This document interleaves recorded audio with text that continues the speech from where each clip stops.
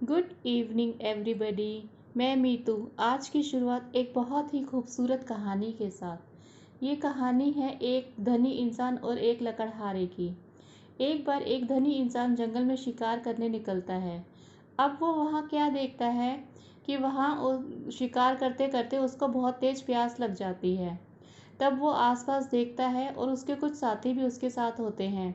तो वहाँ दूर उसे एक कुटिया नज़र आती है। वह उस कुटिया के पास जाता है और देखता है, वहाँ पूछता है, क्या यह पानी मिलेगा?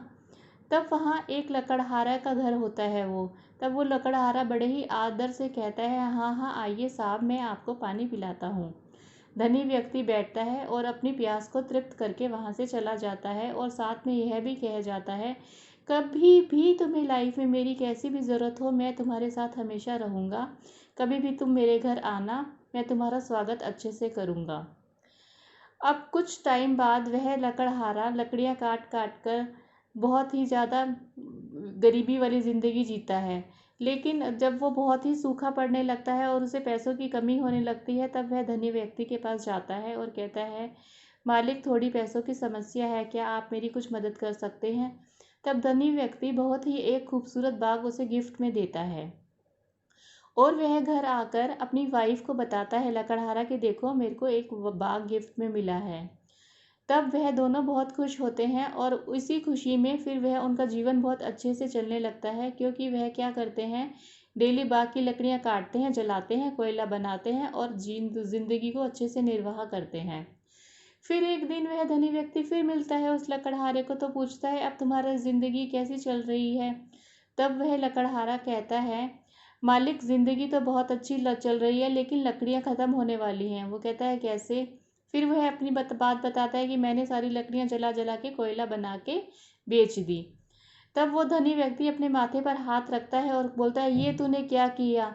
वो मैंने तेरे को इतना खूबसूरत चंदन की लकड़ियों का बाग दिया था। मैंने ये चाहा था कि चंदन की लकड़ियों की कीमत मार्केट में बहुत अच्छी होती है, तू उन्हें काटे, अच्छे रेट में बेचे और उसी तरीके से नए बाग भी लगाए, उन्हीं पैसों को इन्वेस्ट करके, और इस तरह तू भी धनी इंसान बन जाए। लेकिन तू ठहरा अनपढ़ गवार, तूने ये क्या कर दिया, सब कुछ राख कर दिया। तो दोस्तों, ये कहानी तो यहीं समाप्त होती है, लेकिन जो रियल मैसेज है वो है, अब रियल मैसेज ये है कि जिस तरीके से इस लकड़हारे ने अनपढ़ता के कारण लकड़ियों का स्वाहा कर दिया, कोयले में बना दिया, उसी तरीके से हमारी ज़िंदगी भी है। हमारी ज़िंदगी उन चंदन की लकड़ियों के माफिक है। हर हर आती जाती सांस उन कीमती चंदन लकड़ियों के माफिक है, जो दिन पे दिन ख़त्म होती जा रही हैं। लेकिन हमें अपनी ज़िंदगी का असली मकसद अब तक नहीं पता चला है। क्यों नहीं पता चला है? क्योंकि हम जीते हैं अपनी कंडीशंस और लिविंग कंडीशंस के अकॉर्डिंग। हाइपोथेटिकली हम अपनी ज़िंदगी को एक सिरे से शुरू होने से अंत तक बस यूं ही बिता देते हैं अपने डेली रूटीन में। उठते हैं, नहाते हैं, खाते हैं, पीते हैं, सो जाते हैं।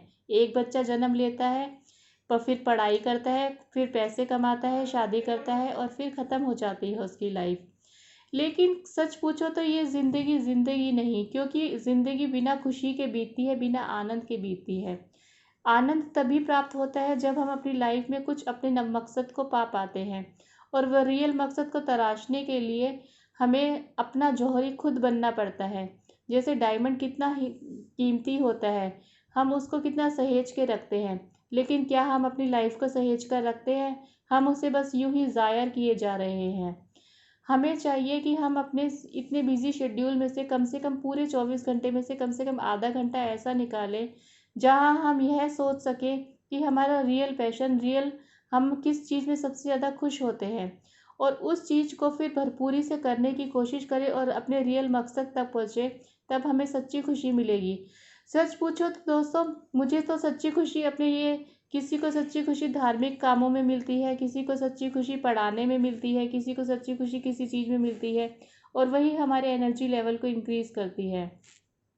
मुझे तो सच्ची खुशी ये रिलीजियस बुक्स पढ़कर, बाइबल पढ़कर, या फिर दूसरों की हेल्प कर कर, या इस तरीके से मैं मोटिवेशनल स्पीकर हूँ और मैं काउंसलर भी हूँ, तो ये सब कर कर मिलती है।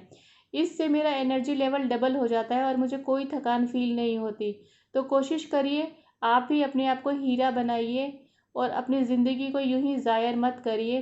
मैं एक मोटिवेशनल स्पीकर और काउंसलर हूँ। अगर कभी भी आपको मेरी किसी भी किस्म की ज़रूरत हो तो कमेंट करके ज़रूर बताइए। हो सके तो मेरी वीडियोस आती रहेंगी और आप देखते रहिए और एंजॉय करते रहिए।